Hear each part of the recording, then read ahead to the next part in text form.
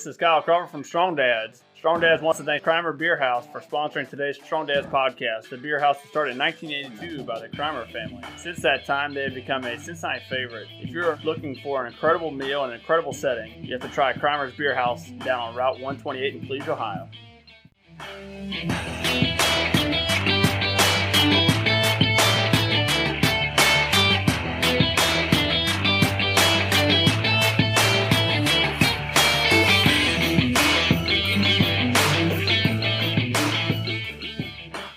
Welcome to Strong Dads. Hey, this is Merle Hutchinson and Kyle Crawford. All right, Kyle, how you doing? I'm doing awesome. I'm off this whole week, so. Oh, you know, we really need to go back and listen to all of our shows and see how often you actually say that. Anyway, did you have a good Father's Day before you rag me anymore about me being off? Did you have a good Father's Day? Man, I did. We had a great Father's Day. It was the first time that we got together with my entire family, and actually even Linda's entire family, since for my family since Super Bowl. That was the last time we had had everybody together. Oh, with everything with the coronavirus? Yeah. Okay, so cool. we had a good time, man. The kids were swimming, and the food was awesome, and it was just good. So how about you? I had to work. So that's why you're off this week. Some people have to work, you know. Yeah, so I had to work on Sunday, but that's all right. Now I'm off this whole week, so that was my reward. See, there you go. You put in 24 hours, and they give you 5 days off. So it works out well. Yeah, that's good. That's good.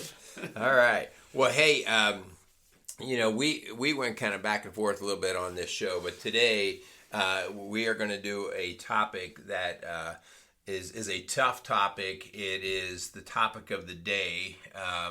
And the reason why it's difficult is because all of the emotion that it carries, the confusion, misunderstanding, the history that is behind this topic. So needless to say, we're going to talk today about just the racial tension that our country is experiencing, all of our communities, and we're going to tackle that from our perspective.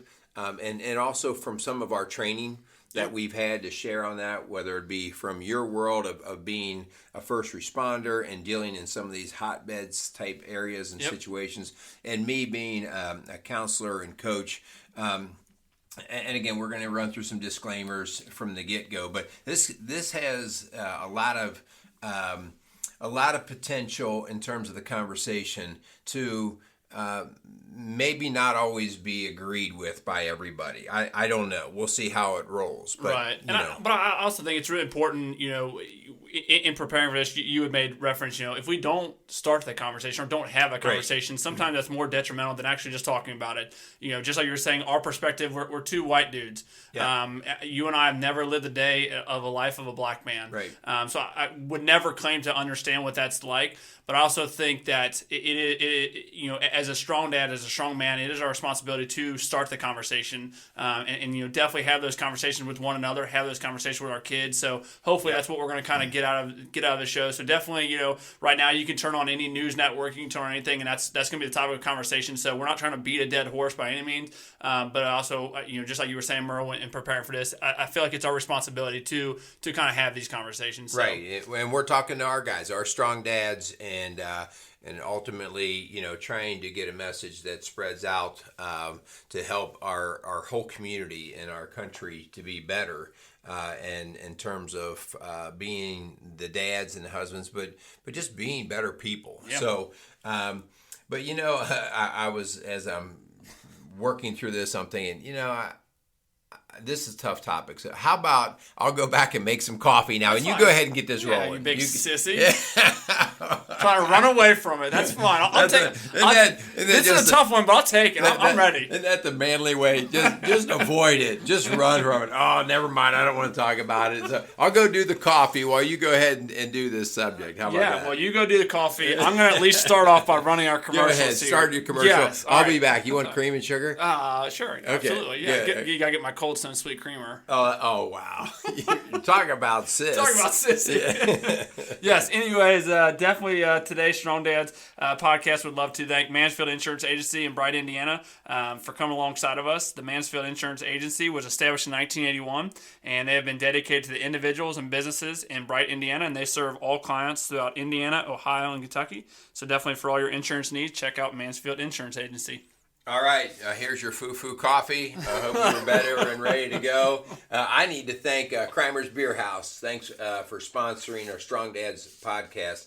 The Beer House was started in 1982 by the Kramer family. Since that time, they have become a Cincinnati favorite. If you are looking for an incredible meal in an incredible setting, you have to try Kramer's Beer House, located on Route 128 in Cleves, Ohio. All right, take a little sip of your sweet coffee now, and let's get rolling. Anyways, yes, Merle, hold on. Okay, You said I'm going to take over. You said you're going to go make the coffee, and I'm going to do the whole show. So, so now you want me to just shut up so you could run? Is that it? All right. No, I was going to segue right in for you. I was going to tell you to get. We talked about a little bit of our perspective. So yeah. Take over for that. Obviously, we're going to talk about the racial divide and the racial issues, but I definitely think it's important to kind of give a little background, so we're not pretending to be anything that we're not. Right, and I do think that's important. I think you can only speak from your experience and your education in terms of what you've actually put your hands in and done. Even if you were educated in a certain area, but you've never actually done the work and seen the practical application of it, I feel like that's a really difficult thing to weigh in on as an expert. So let's dismiss right off the bat the areas that we are not expert and the areas that maybe we do have some experience in. So like you said at the beginning of the show, we're two white dudes. And we're not going to apologize for that, exactly. Right? I mean, we all have our perspective, and I'm not going to apologize for it because that's not the issue. I don't want a black man to apologize for who he is. I don't want a white man. We are who we are, right? When we're all God's kids. And I came up the way I came up because I had no choice in that either. So also, our upbringing, both of us kind of came up through a suburban kind of rural area lifestyle. Yep. So I've never lived inner city. You, Kyle, on the other hand, you've not lived inner city, but you work inner city. Absolutely. Okay, so I lean on you a little bit in terms of just what it is to just be in that community and working it and that kind of thing. So my perspective or area of maybe expertise would just be in the counseling. Right. And a lot of the way I want to come at today is from my experience, we're having problems with racial tension and racial divisiveness. That's what I deal with all the time in marriages. Yeah. Okay, so I have a husband and wife who are they're on the divorce scene. They're ready to just be done with all of this, and they get to the point where they can actually say they hate each other at times, But if they make the effort to come in here to Rock Solid Families, then I start like, okay, what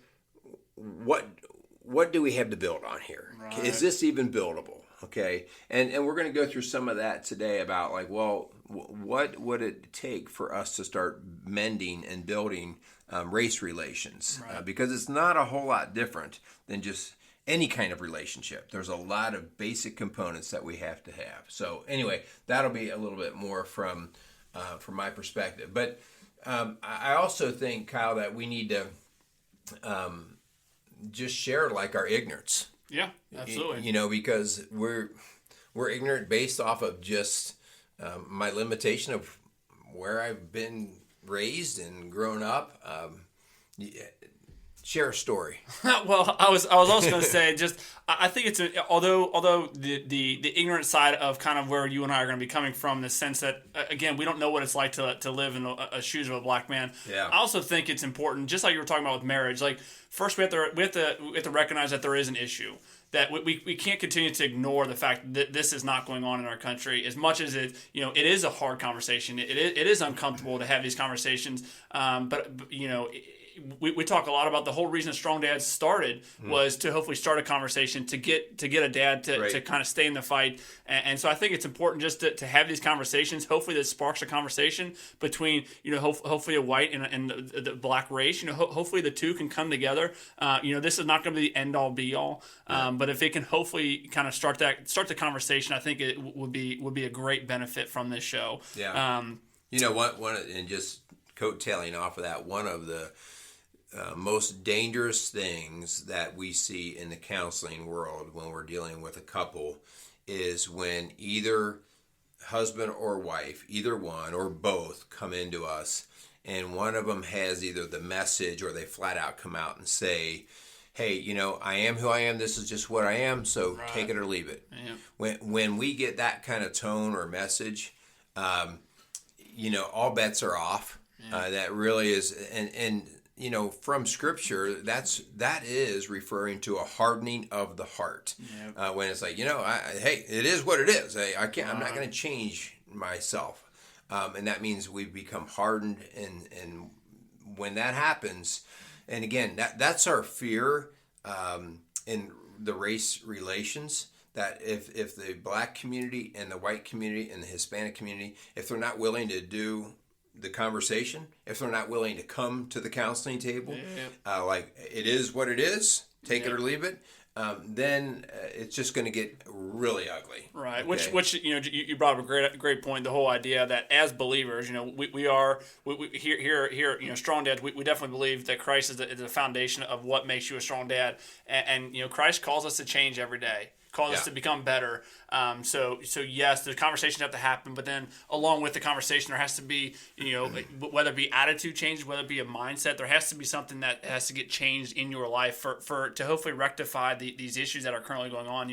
We can come to the table and talk about it, but if there's no actions that follow with it, similar to counseling, if you give recommendations for a family, for a married couple to go and work on these things, it's one thing if you sit around a table and talk about it, but another thing if there's no actions that follow it. So again, the hope is this just starts a conversation, and then hopefully that snowballs into actually making changes. Again, we're not going to change the country, but if we can hopefully change the mindset and change the relationship between black and white currently in our country, and maybe not just always black and white. Just like you were saying, Hispanics. Like there's a lot of racial divide in this country that it's not just black and white. Yeah, Asians are under an attack right now due to the whole COVID-19 thing. Absolutely, and Muslims. Yeah, I mean, there's so much that goes into the racial divide, more so than just black and white. So don't want to be insensitive to that idea. I just think it's important. We're just going to have this conversation and see what kind of happens from it. So yeah. So anyway, I want to just be upfront with an experience that I had that led me to realize my own ignorance. Just lack of not seeing something from a different perspective. Years ago, me and a buddy used to race all of the different races around town, the running races. Sure. And we were going to do the Thanksgiving Day race in Cincinnati. Oh, yeah. And that was back in the day when it would start at the Latonia Shopping Center over in Kentucky, and you would run through downtown Kentucky area and then cross the bridge and into Cincinnati, and you would finish up at the convention center. Okay. And so it was a pain in the butt because you either had to ride a little shuttle bus back and forth, or we would always park two cars. So anyway, I decided I was going to park my car over in the Cincinnati side, and then my buddy was going to come pick me up, and we would go in his car to the other side. Yeah. So here I am in Cincinnati, bright and early in the morning. Okay. Yeah, race starts early. Yeah. So I'm over there, 7 o'clock in the morning or something, and I pull into this parking lot, and there's nobody there. No cars, no nothing. It's like a big football field parking lot.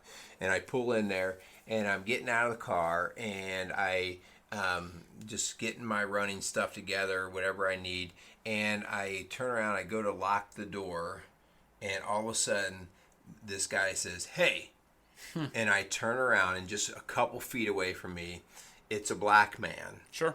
And he's like right in my personal space, okay? And he scared the crap out of me. Right. I mean, it just startled me, okay? Yeah. And he was rough, kind of dirty looking. He was holding a bag. He definitely had the appearance of being a homeless guy. Sure. And he says to me, he said, "Hey, can you give me some money for some food?" And in all seriousness, I don't carry money. I always carried my credit card and my keys during the race, just so that if I did have a problem, as a runner, you're not. Yeah, I don't have a wallet. Exactly. On me, okay.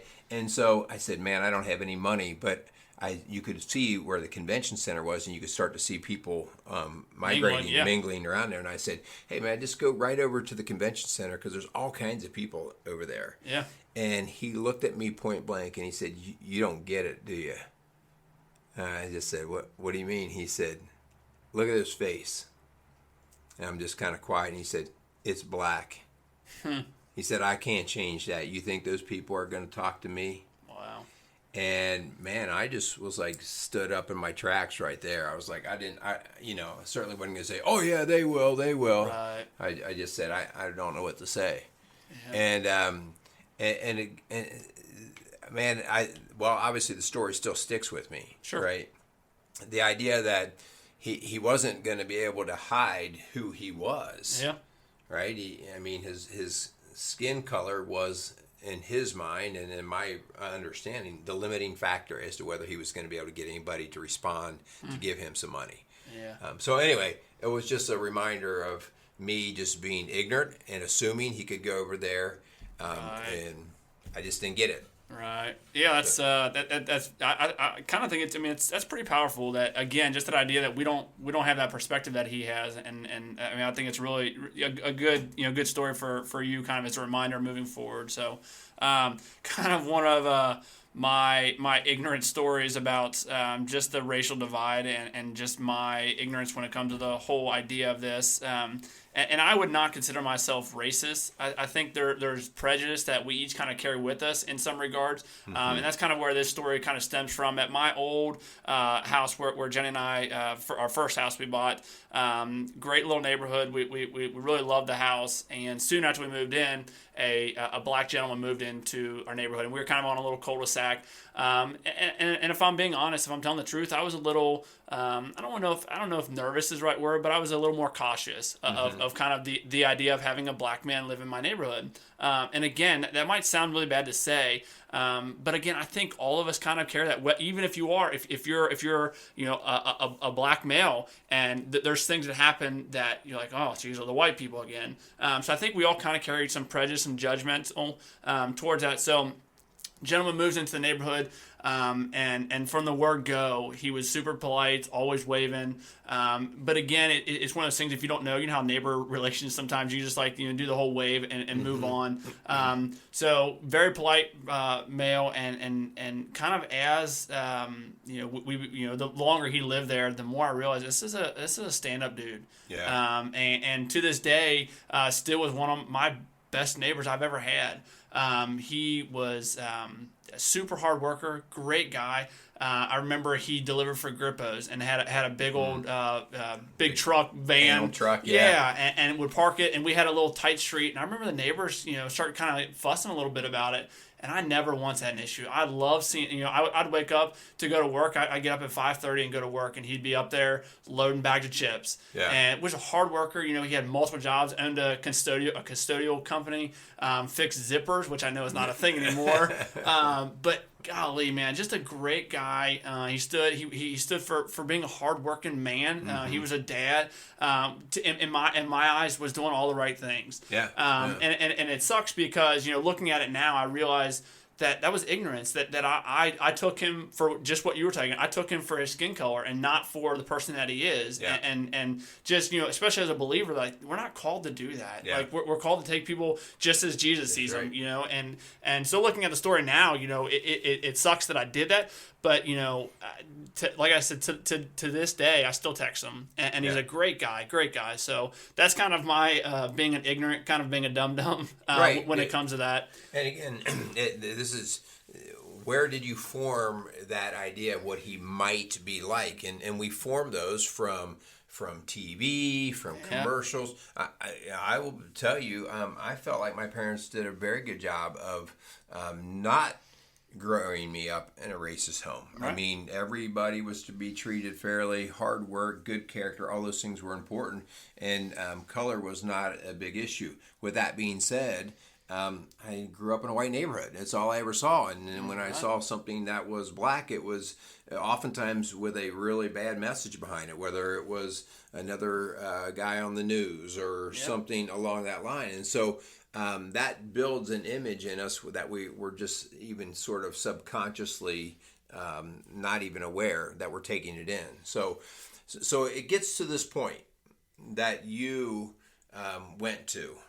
You got to know him. Yep. You finally got to know him. Yep. And you listened.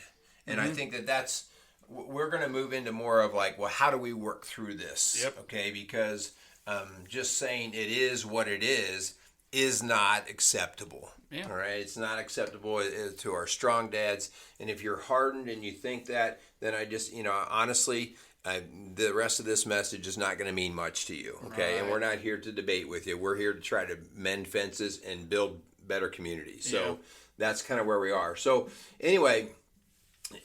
So what do we do with it? And again, I'm going to just reference from my work of how I would go about working to restore a marriage. Yeah. Because that's what I see as a restoration needed. Sure. Okay.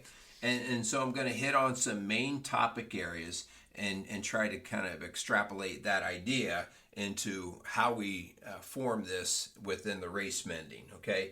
So one of the first things that we know is that in order for our couples to hit it off, to start to mend it together, is there has to be mutual trust. There has to be mutual trust. And races are the same way, right? Right now, if I have a couple that come into me, and they've been married for 20 years, and everything seems to be going pretty good, and one of them goes out of the marriage, has an affair, no matter what the last 20 years have been like, it only takes one incident where all of a sudden all that 20 years of trust building is pretty much out the door. Yeah. Okay. And that's trust is so fragile, man, and it's so tedious. Right. And so when I think of the race relations, man, if both of us, as far as race go, if we don't understand that we have to both sides be back on restoring trust, we have to own that. Yeah. Okay, we have to own that and then give each other permission to start building that. Yeah. And the idea of trust, for me as a fireman, paramedic, when we go on runs, because I do work in a predominantly black neighborhood that my firehouse is located, when we show up on scene, majority of the time we do have the police with us, and that's just kind of our protocol. That's how we operate. I would say that right away, there is that initial trust that we receive from our patients, from the people who are going on these runs, and just that idea that trust can so easily be broken. And then a lot of times you get lumped in. So if I were to look at a patient the wrong way or say something stupid and ignorant, that idea that the next time that they may need to call 911, they're not going to have that same trust. And I think that speaks a lot to what is currently going on. The idea that in a lot of ways, police and fire get lumped all together. And because of the current recent events, a lot of times that trust is fleeting. It's going away. And a lot of times it's just the optics of everything, that it doesn't look good on the surface. Right, and a lot of times we all kind of get lumped in together. And the same could be said, all white people, or all black people, and how a lot of times because of that initial, we have that trust, but then one bad apple falls and then we all kind of get lumped in this negative picture. Yeah. And so I think that trust is a really good point you bring up, Merle. There's just the idea that trust is there, and in a lot of ways it's so hard to earn that trust, and it's so easy to break it. Yeah, it is. So easy to break. Just like you're saying, that 20 years of faithfulness, and all of a sudden one bad event happens. There's neighborhoods that I make runs on that they've had great encounters with the police officers, and then all of a sudden a police officer does something stupid. Not to say that's currently happened like where I work at, but that does happen, and then that relationship is broken for a long time because it takes so long to rebuild that trust. It does, and the other side of building that trust is you have to be really careful with if the one side breaks the trust. Okay. it takes both sides to work on the restoration of Yeah. it. The one dude who went out of the marriage, he needs to do everything he can to start rebuilding and do the practices that indicate that he's going to be faithful again. But the other one has to do the job of allowing the trust to start to build. Yeah. Of being in the conversation and just helping with it. If they just sit back with their arms crossed and say, well, I'm just going to sit here until you do all the work, it's a two-way street in terms of building that trust. So, Right. I encourage, like in this situation we're talking about with the police, I encourage police to not point their finger over at the black community and say, well, when the blacks start doing this, then it'll be better. Mm-hmm. No, the police need to go and start working on their protocols and their guys and those bad apples and I see that, I hear that there's a lot of that going on in the black community or any community. Absolutely. Needs to say, okay, what do we need to do to help, because this is a working relationship. It's a win-win when we all come together, right? And this is that idea that starting the conversation is great, but what are the actions that are going to follow? Because I can sit here and tell you,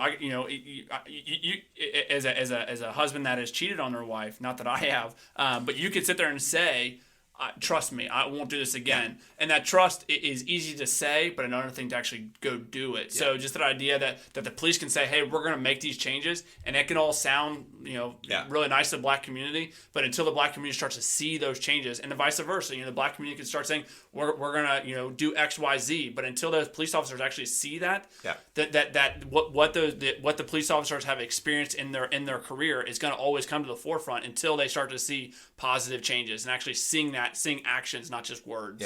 Yeah, it's big. So trust is essential. The next or another part, okay, not that this is a sequential sort of building, is they're all kind of depending on where they plug in at a given time.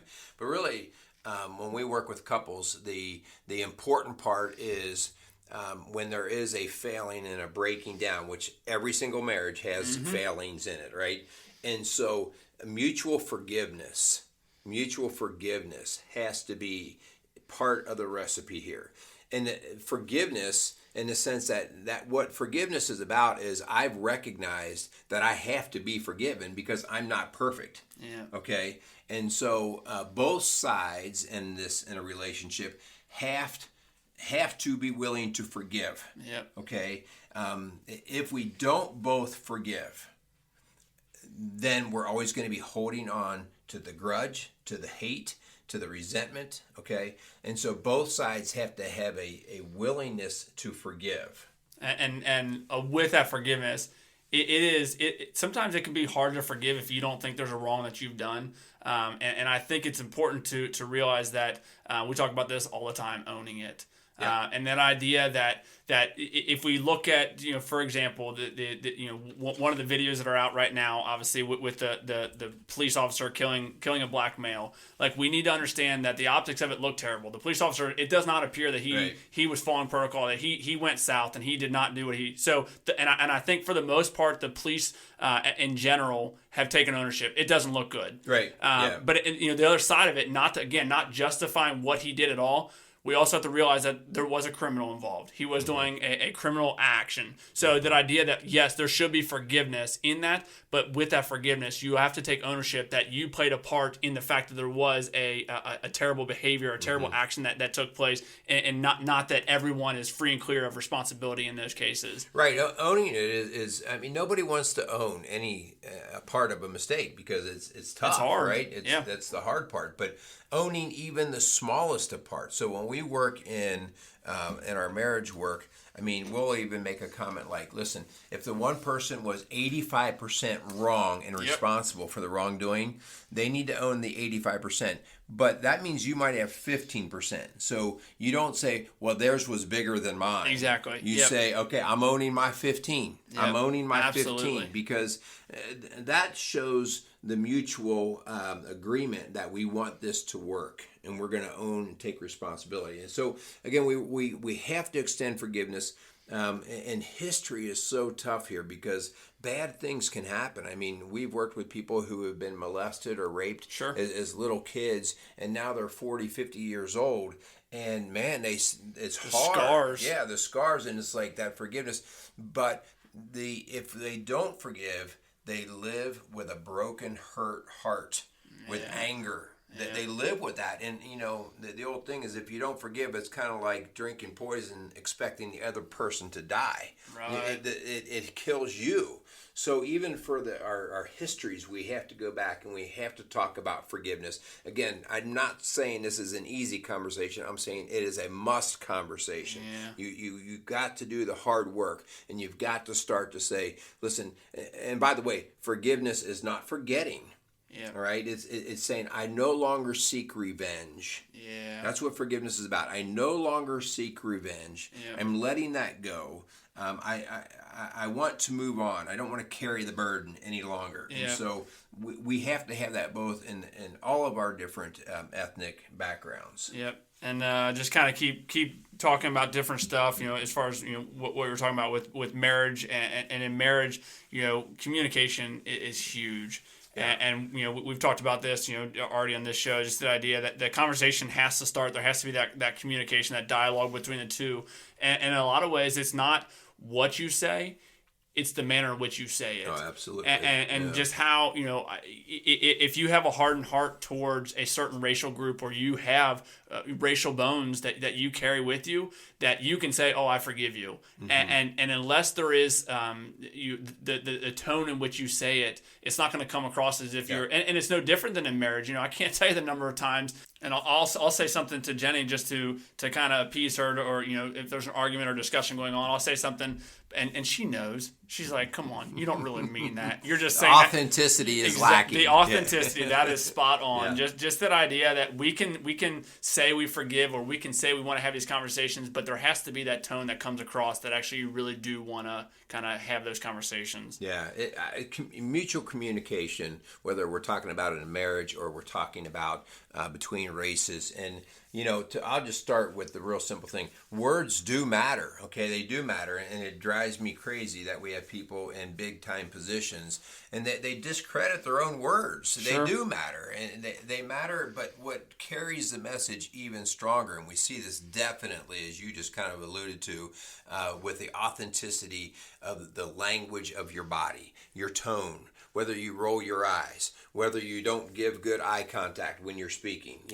All of these different things are the messages. And so we know that when we're trying to restore a marriage, I'm like a hawk looking at the body language, the tone, the words. I'm looking at all of it. Yep. And it is amazing to me how often I have to go back and say, okay, what did you just say?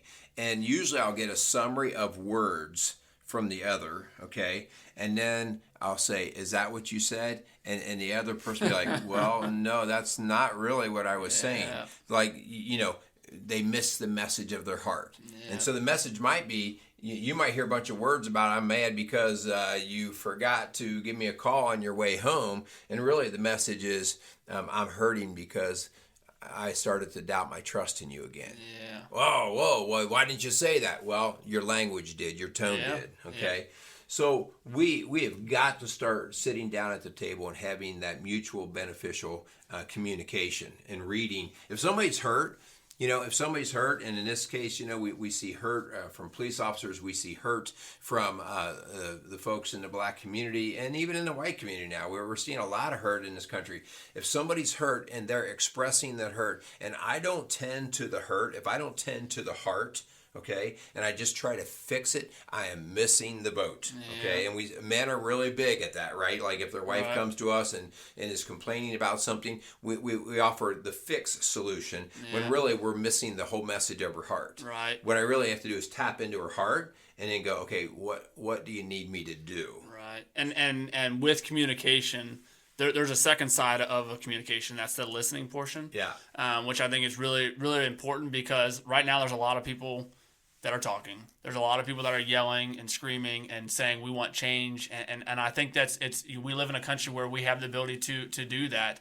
But there's got to be the second portion of that. There's got to be that listening phase where when one side is talking, the other side has to learn to listen. Because if we can completely discredit what the other side is talking about, no change is ever going to come about. So there has to be that listening part. Just like every conversation, there has to be someone speaking, someone's listening. And it's one thing to listen, another thing to actually hear what they're saying. Right, man. You are so dead on there, Kyle. Like, when we work with couples, you can tell if somebody's listening. If they're listening, when the other person's finished talking, they will stay quiet. If they're not listening, they will instantly come back with a rebuttal. Yep. And so that tells you that when they come back with a rebuttal, they're actually not listening to what you're saying. They're just grabbing the nuggets of it, and then they're coming back with their thinking about what their reply will be. Yep. Okay? And so whenever you have somebody with a quick response back, you need to understand, and if you're guilty of that one, you need to understand you weren't really listening. Yeah. You were more concerned about protecting your own way. Yeah. Okay, and that's what we're trying to, on all sides of the party here. When you stop protecting your own way, then it opens you up to being able to help each other through their way. Yeah, that was just what you were talking about with the forgiveness. You know, that if we don't really come to terms with the fact that we have to forgive, we're going to always have our fist up and ready to try and defend, where we have to get to the point where that forgiveness comes through communication, comes through talking about through stuff, and then it mends some of those scars that you have. But if you're constantly in a defensive mode where you're just like, the other person's always going to be wrong, it doesn't matter what changes they make, they're always going to be wrong, and there's never that forgiveness, you're naturally going to have your defenses up all the time. Yeah, for sure. So here's another point that I think we have missed the boat on, especially culturally in this country. You know, when I am working with a marriage that is struggling, one of the things that is very easy is for them to talk about all the things they hate about the other, right? Well, I don't like when you do this, I don't like when you do that, you know, and they look at all of the little things that they don't like or the differences between them. And one of my first things I do is, well, what did you like about them? You know, well, why did you even marry them if they're that such a dirtbag? And you sometimes have to take them all the way back to their days of dating. Yeah. Okay. And the bottom line is they still have 95% of everything they do, they like, they love, they're attracted to. Yeah. They have similarity. And so what I want to talk about here is we have spent way too much time talking about differences. Yeah. And you know, when I came through the schools, working in the schools, you know, this was not just schools, but it was a big phrase being used in the schools. It probably came up, I don't know, 15 plus years ago. Celebrate diversity, celebrate diversity, celebrate diversity. And, you know, at first, you know, I was like, all right, well, whatever. And then I just started to see how everybody tried to out-diversify themselves. Oh, yeah, well, you do this, well, we do this. And I started realizing we're missing the mark. Yeah. We are missing the mark. We need to celebrate similarity. Celebrate similarity and respect differences. Yeah, respect the difference. Like, I'm not here to tell you how you should live. And it's okay. If that's the way you like to do your things, then go ahead. That's fine. But let's talk about our similarities. Yeah.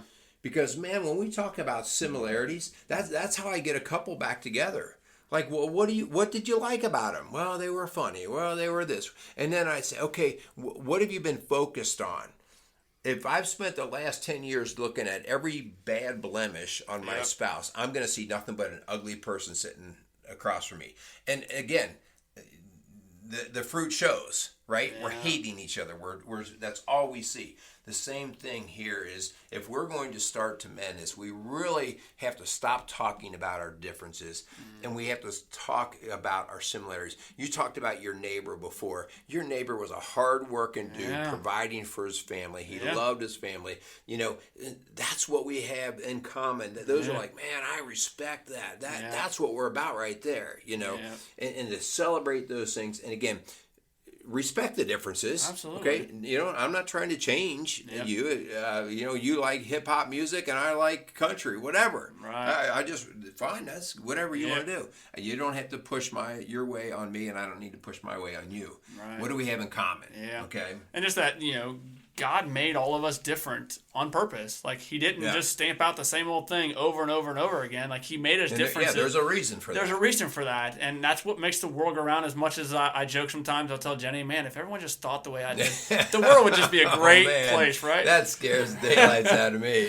but it's just that idea that having different thought processes is good. You know, I don't, again, just like you were saying, I'm not going to apologize because I'm white, nor would I expect a black man to apologize because he's black. You know, we are different, but especially living in this country, like, this is where I think as Americans we need to come together. Like, we may identify as Republican, Democrat, black, white, male, female, whatever that is, but at the end of the day, like, we're all God's children. Right. Like, we were designed different. We have different thought processes, which is a good thing. You know, but at the end of the day, we are God's children. We are Americans. Like, that's where the idea that we celebrate each other's differences, but we also are like, okay, we're in this together. Yeah, man, that is just so true. And I know, so the final area that we want to go to is really what you're hitting on there. That, and it sounds cliche, but you know, the bottom line is, in a marriage, if there's not love, if we don't love each other, then it's not going to work, right? And that idea that you love somebody is what you were talking about. You love what they are, that they're God's kids, right? And it's like, so why is this so hard? Well, it's so hard because we confuse two terms: love and like. Yeah. We think that liking, because we're such a feel-good society, like, I feel like I have to like a person before I can love them. And love is sacrificial. Sure. Love says, you know what? I respect and I value that person so much that I'm willing to sacrifice for them. You know, we see our soldiers and our police officers sacrificing their life for people they don't even know. Yep. And for people who are doing things that they wouldn't do. Okay. Right. They don't like, but they love that person. And so if we're going to keep a marriage together, our spouse may do things we don't like, but we sacrificially stay in the game because it's bigger than that. It's what Christ did. Listen, we know very clearly Christ was not all excited about going to the cross. Okay? He didn't like going to the cross, but he loved us, right? And so that whole idea that if we are truly going to do what Matthew says in Matthew 22, this is 37 through 40, Jesus replied, "Love the Lord your God with all your heart, with all your soul, and with all your mind. This is the first and greatest commandment. And the second is like it. Love your neighbor as yourself. All the law and the prophets hang on these two commandments." And I mean, that's not coincidental. Yeah. Okay? I mean, that's what it's about. The greatest commandment of all is love, whether it's in a marriage, whether it's from neighbor to neighbor. Yeah, and loving someone of a different race, loving another person can be very difficult at times. If you don't know that, you're probably not married. It's hard sometimes to have that sacrificial love. You know, we talk about sacrificing things, you know, starting those conversations, forgiving people. Like, those things are very hard sometimes to do, but that's what we're called to do. And I'm not going to sit up here and tell you that you know, I'm the best at this. But again, it's just that idea that we need to recognize that there is an issue, that sometimes it is hard to love someone else, especially when you disagree with their thought process, when you disagree with the actions in which they're doing it. But just the idea, that's what we're called to do. And it's going to be a daily struggle for some people, especially if you're someone, if you're still tuning in and you do still feel you have that hardened heart where you're, you know, it's going to be hard to reconcile with that idea that in order to get over this, we need to love. That's got to be the forefront of how we kind of conquer this, how we attack the racial issues. We have to do it knowing that as God's children, as a believer in Christ, like, that's what we're called to do. Yeah. It's understanding the term like. I like something. Like is a description of what's pleasing to a fleshly desire. Yeah. I like ice cream. I like this person. They're funny. They're whatever. I like. It's pleasing a fleshly desire. Yeah. Love is a descriptive word that is pleasing the desire of the soul, right? Of the soul itself, of the connection to God. And so the reason why we struggle in marriage is because we start to see things we don't like about our partner. Yeah. The reason why we struggle in race relations is because we see things we don't like.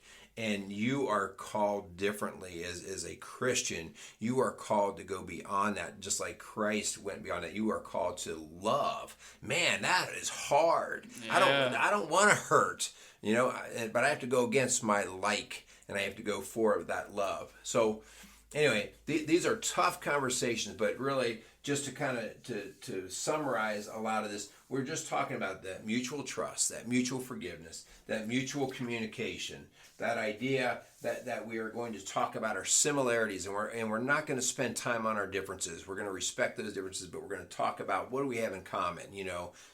Those are the things that we have to go after, and we got to kind of have to wrap that all in love and what love really is. Yeah. So definitely good conversation. I'm glad we're doing this show because I think it hopefully brings up good topics for you guys. Kind of moving the conversation towards closing this up. That idea, for you guys out there, for you strong dads, I think it's really important to note that children were not born to be racist. We're not born to be judgmental or prejudiced towards another race. It is definitely a learned behavior and a taught behavior. And I think, especially since we are talking to strong dads, don't be the dad that teaches your kid that. Right. And again, sometimes easier said than done because we all come from different backgrounds. We all have different experiences that we see and we do on a day-to-day basis. But that idea that what we've been talking about, having those conversations, I think is a really good thing to have with your kids. Have conversations. Let them know that this is going on in our country. And again, obviously it needs to be age appropriate. Having those conversations with our kids, letting them know that these things exist, but as believers in Christ, we are not called to view things this way. And again, easier said than done. I understand that. But I just think it's important to kind of take a good takeaway for this show is to start those conversations with your kids. Yeah, it's part of your responsibility. That's why we're doing strong dads. We're not doing mediocre dads. We're not doing wussy dads. We're like, hey, Dad, we need you. Okay, we're doing strong dads, and it's like, I remember the old bracelets, WWJD. In fact, I think I'm gonna start buying those again because I think I need to be reminded. In way too many situations of what would Jesus do?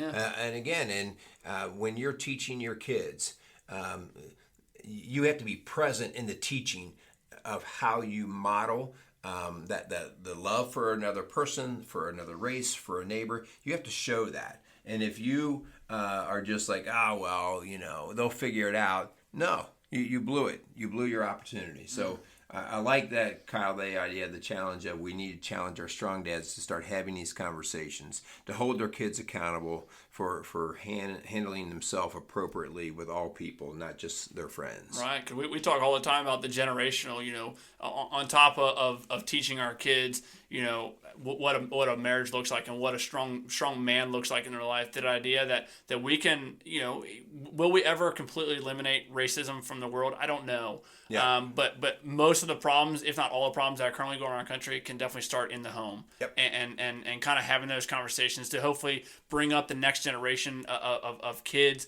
that turn into adults that are less likely to partake in racial issues. Yeah. Can I just close out with the idea here? If you find yourself a hardliner on one side or the other of this race issue, you're part of the problem here. And I don't want to be nasty to call anybody out, but you're part of the problem. We are all on the same team. Yeah. Stop choosing a side here and understanding what your part is into bringing this together.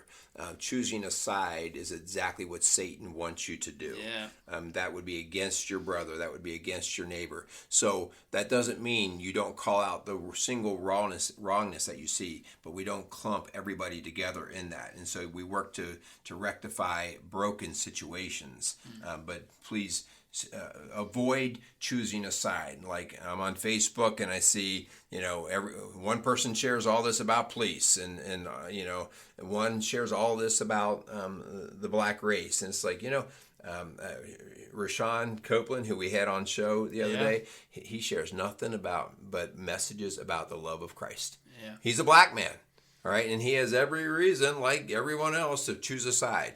And he's like, Rashawn, what are you doing with that? And he's like, I'm just a child of God, man. I don't know what the rest of these people are talking about. and it just wakes me up. I'm like, that's our perspective. Yeah. Right? So anyway, You need to wrap us up. Oh, we got to do our commercials. That's right. Yeah. Yes, definitely. Again, thanks so much for Kramer's Beer House and for Mansfield Insurance Agency for coming alongside of us and believing what we believe in. We're really excited. We're coming up on a year. We've been doing Strong Dads here. That's right. We're getting close. really close. We are. Yeah. So thanks so much for you guys sticking with us. Thanks so much for allowing us to have this conversation today, and hopefully it stems and kind of sparks a little bit for you guys to have some good conversation out there. So go out there and be some strong dads. Hey, this is Merle Hutchinson from Strong Dads. Strong Dads wants to thank Mansfield Insurance Agency in Bright, Indiana for sponsoring today's Strong Dads podcast. Established in 1981, the Mansfield Insurance Agency has been dedicated to the individuals and businesses in Bright, Indiana, serving clients throughout Indiana, Ohio, and Kentucky.